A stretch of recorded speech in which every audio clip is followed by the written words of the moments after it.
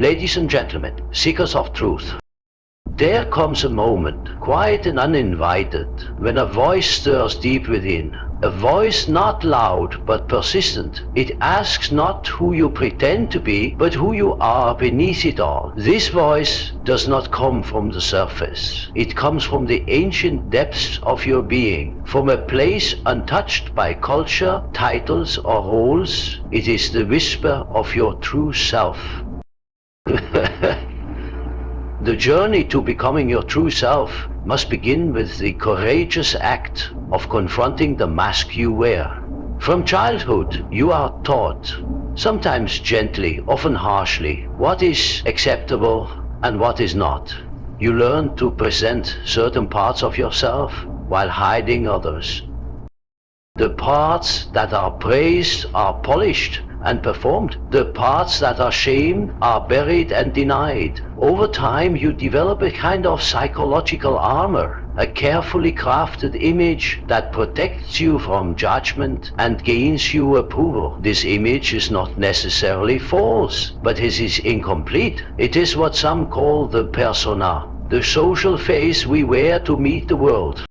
That the longer one wears this mask, the easier it becomes to forget that it is a mask. You begin to believe you are what others see. You might say, I am successful, I am a good person, I am always strong, or I am never afraid. And yet, beneath those labels, something in you remains restless. There's a quiet ache, a sense that something essential has been left out, ignored, or even betrayed. That ache is the voice of your true self, muffled beneath layers of expectation, performance, and fear. To take off the mask is no small task. It demands brutal honesty. It requires you to admit that much of your life has been lived in service to the image rather than the essence. It means asking yourself, who am I when I am not being watched? Who am I when there is no applause to earn? Who am I when no one is telling me who I should be? These are not questions that provide immediate answers. Rather, they are invitations, doorways into the unknown regions of the self. The fear of being rejected, abandoned, or misunderstood keeps many chained to their persona. But this fear must be met and passed through, because while the persona gains social approval, it costs you authenticity. And in the long run, the soul does not survive on approval. It hungers for truth. Real peace comes not from being accepted by others, but from accepting yourself without distortion or disguise. Letting go of the mask may mean loss. You may lose relationships built on illusion. You may disappoint people who thought you were someone else, but what you gain is infinitely more precious. The beginning of a relationship with your real self. You begin to reclaim the energy that was spent maintaining appearances. You rediscover forgotten passions, neglected emotions, and dormant intuitions. You start to feel alive. Not because you are doing more, but because you are finally being who you are. The path to becoming whole starts with this daring act, to face the world without your mask, to stand in your raw, honest, imperfect self and to say, this is me, not a performance, not a product, but a person. Only from there can the deeper work of inner transformation truly begin. To become your true self, it is not enough to remove the mask. You must also turn inward and face what lies behind it. Hidden within you is a part that has been denied, suppressed, and pushed into the shadows. This part contains the traits you were taught to reject: anger, jealousy, fear, vulnerability, ambition, even certain desires and instincts. It also contains undeveloped talents, forgotten dreams, and the voice that said no when the world demanded yes. All of this, everything you refuse to see in yourself, makes up what we might call the shadow. The shadow is not evil. It is not a flaw, it is simply unacknowledged. But when left unconscious, it becomes dangerous. Whatever you refuse to recognize in yourself does not disappear, it festers. It influences your choices without your awareness. It appears in your projections, your overreactions, your judgments of others. You condemn in others what you cannot tolerate in yourself. You become critical of someone's arrogance, unaware that you are masking your own suppressed need to be seen. You resent someone's selfishness while secretly wishing you had the courage to say no. To face the shadow is to take responsibility for the disowned parts of your soul. It is the work of turning around and looking directly at what you have long avoided. This is not an intellectual process. It is emotional, raw, and often unsettling. You begin to observe your triggers not as annoyances, but as mirrors. You start to listen to your anger instead of suppressing it. You sit with your envy and ask what it is trying to teach you. You explore your fears, not to escape them, but to understand their roots. This confrontation with the shadow is not meant to shame you, it is meant to free you. For as long as you fight it, it controls you. But when you bring it into the light, it loses its grip. The moment you can say, yes, this too is part of me, you begin to reclaim your power. You become less reactive, more compassionate, not just towards us, but towards yourself. You stop dividing your soul into acceptable and unacceptable parts. You become whole. It is through this integration that depth is born. The person who has never faced their shadow is shallow in spirit, no matter how polished they may appear. But the one who has walked through their own darkness carries a quiet strength, a presence rooted in truth. They are no longer ruled by fear of exposure because they have nothing left to hide. They are not interested in appearing good, they are committed to being real.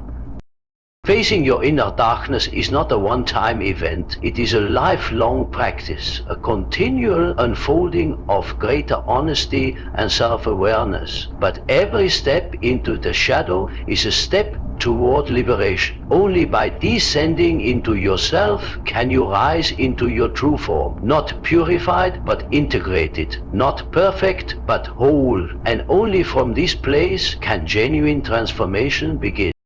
In the quiet hours of the night, when the noise of the world fades and the conscious mind begins to rest, a different voice begins to speak. This voice does not use logic or language as we know it. It speaks in symbols, images, sensations, through a realm we often dismiss or forget upon waking. This realm is the dream, and dreams are not meaningless scraps of the unconscious. They are messages from the deeper layers of the psyche, fragments of your inner world expressing truths you are not yet ready to see in the light of day. To ignore your dreams is to turn away from a vital source of self-knowledge. They are not distractions, nor random firings of a sleeping brain. They are messengers, each one attempting to reveal something about your life, your conflicts, your potential. In dreams you meet the parts of yourself that remain unspoken during the day. A familiar face may appear with unfamiliar emotion. You may find yourself in strange landscapes or impossible situations. These are not just fantasies. They are symbols drawn from the deepest part of your mind, pointing toward truths that your conscious self has overlooked or resisted. Dreams often bring to light what your waking self hides. They may present fears you refuse to face, desires you've buried, or insights that feel too disruptive for your current life. A recurring dream, for instance, is not a nuisance. It is a signal that something essential is being neglected. Perhaps a part of your personality is being suppressed, or direction in life is calling to you unheeded. A dream returns because the message remains unopened. Approaching your dreams requires a certain humility. You must not try to control or reduce them to simplistic meanings. Instead, you must listen, to sit with them, reflect, and allow their images to unfold their significance. Gradually, the dream is like a poem from the soul, layered, symbolic, and deeply personal. What it means for you may be entirely different than what it means for someone else. That is because it is not coming from a universal script, but from the depths of your individual experience. Many who begin paying attention to their dreams find their inner life beginning to shift. They become more intuitive, more connected to their emotions, more open to the parts of themselves they once denied. The dream world acts like a mirror, but one that reflects not just who you are, but who you could become. It shows you what is emerging in your psyche, what needs healing, and where your soul is longing to grow. To become your true self, you must engage with the totality of who you are, and that includes the mysterious voice that speaks to you in sleep. Do not dismiss it. Record your dreams. Sit with them. Allow them to guide you into deeper understanding. For while the world will ask you to look outward, your dreams will always call you inward, toward the hidden truth, toward the forgotten self, toward the path your soul seeks to walk. Becoming your true self is not about achieving some ideal version of perfection. It is about becoming whole, embracing all aspects of your being, both conscious and unconscious, known and unknown. This deep inner journey toward wholeness is often called the process of individuation. It is not a path laid out by others, nor is it something you can accomplish by merely following rules or performing rules. It is a sacred unfolding, unique to each individual, a gradual discovery of the person you were always meant to be. Not the person others expected, but the one that has lived quietly within you from the beginning. Individuation is not about separation from others, but about integration within yourself. You are born into a world that immediately begins shaping you. Family, society, religion, culture, all impress upon you what is acceptable and what is not. You adapt, you learn to survive, but in doing so, you often disconnect from your inner truth. Parts of you are denied, silenced, forgotten. The process of individuation is the reclaiming of those lost parts. It is a deep personal reconciliation between who you are and who you have pretended to be. This path does not follow a straight line. It is circular, spiraling, and often disorienting. At times, you feel as if you are losing yourself, but in truth, you are shedding what is false. The old identity begins to crumble, not to destroy you, but to make space for something more authentic to emerge. The shedding can be painful. It might come through loss, illness, crisis, or intense emotional upheaval. Yet each difficulty is a threshold, an invitation to look inward and to ask, what in me is trying to come alive? To individuate is to take personal responsibility for your life. It is to stop blaming external forces for your inner condition. It is to confront your own darkness, your own fear, your own resistance to growth. It requires honesty, patience, and the willingness to walk alone at times. There is no applause on this path. There is no guaranteed reward. What you find instead is a growing sense of inner alignment, where your actions begin to reflect your truth and your choices emerge from your center, not from the expectations of others. Along the way, you begin to feel the presence of something deeper within, a guiding intelligence that is not your ego. You may call it the soul, the inner self, the deeper I. It whispers in moments of clarity. It nudges you toward people, places, and choices that carry meaning beyond explanation. This is the self, not as a small personal identity, but as a unifying center that holds together the totality of who you are. Individuation is the process of aligning your conscious life with this deeper self. This is not a journey of becoming better, it is a journey of becoming real. When you walk the path of individuation, you are not trying to be someone else. You are remembering who you already are.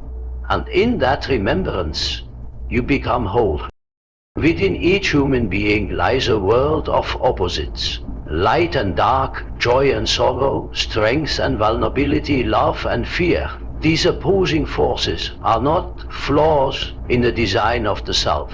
They are essential elements of its wholeness. The ego, however, often resists this truth. It clings to one side of the polarity, striving to appear consistent, rational and in control. It labels some qualities as good and others as bad, some as acceptable and others as shameful.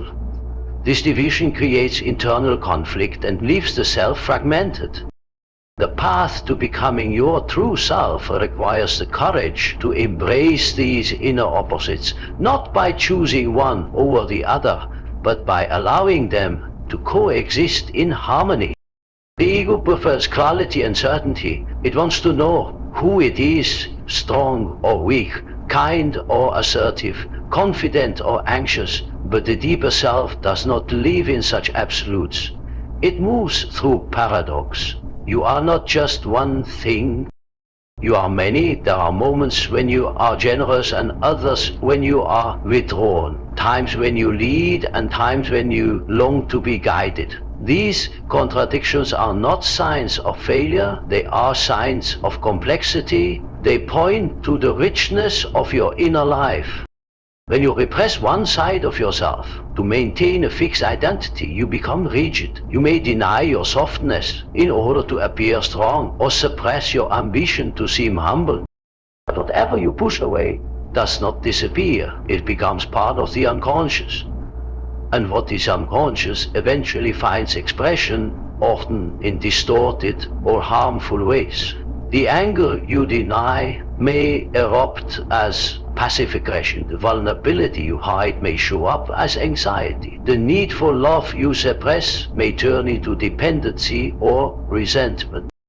To reconcile the opposites is to bring these unconscious forces into awareness and hold them without judgment. This is not easy. It requires the ability to sit with tension, to resist the urge to resolve things too quickly.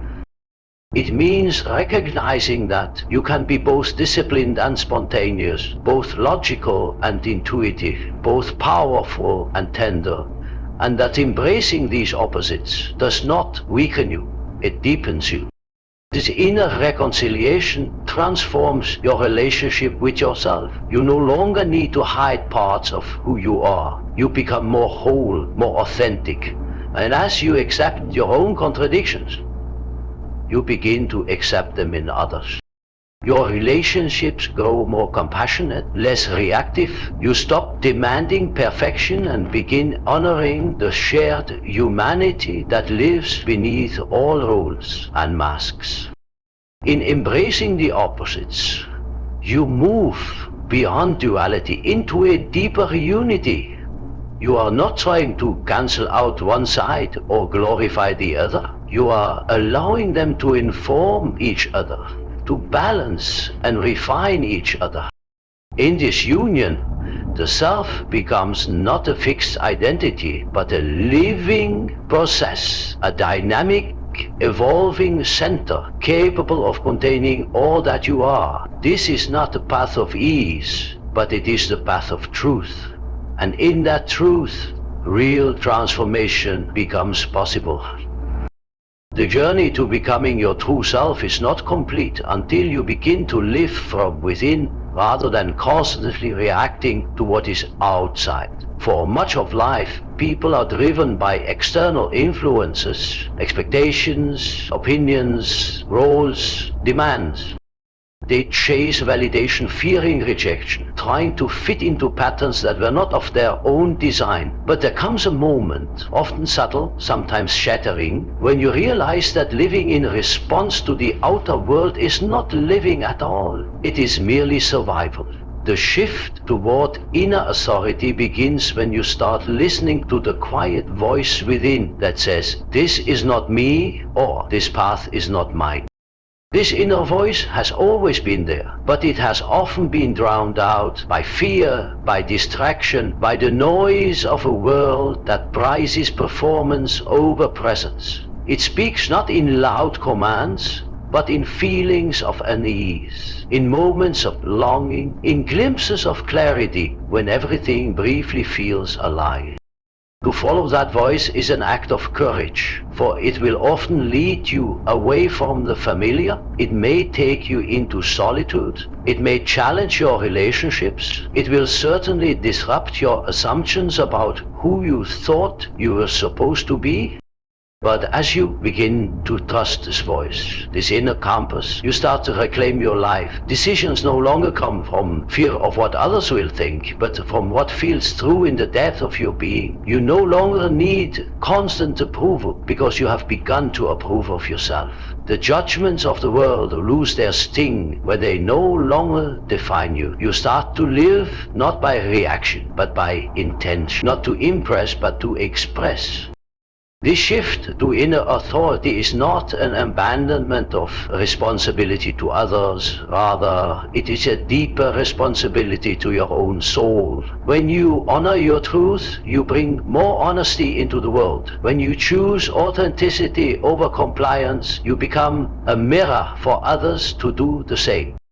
The more grounded you are in your own inner guidance, the less you are swayed by trends, manipulation, or fear-based influence. You become still in the storm, centered even when the world moves chaotically around you. The path to inner authority also invites a new relationship with uncertainty.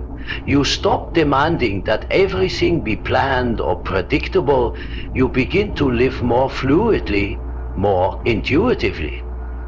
You trust that the answers will come, not all at once, but step by step, as you walk in alignment with your inner truth. This trust gives you freedom, and in that freedom your true self begins to unfold, not as something you create, but as something you uncover, like a sculpture revealed by the removal of stone. Living from within is the final act of liberation. It is the point where the journey inwards becomes a life outwardly lived in truth. The world may not always understand, but your soul will. And that, in the end, is the only approval that matters.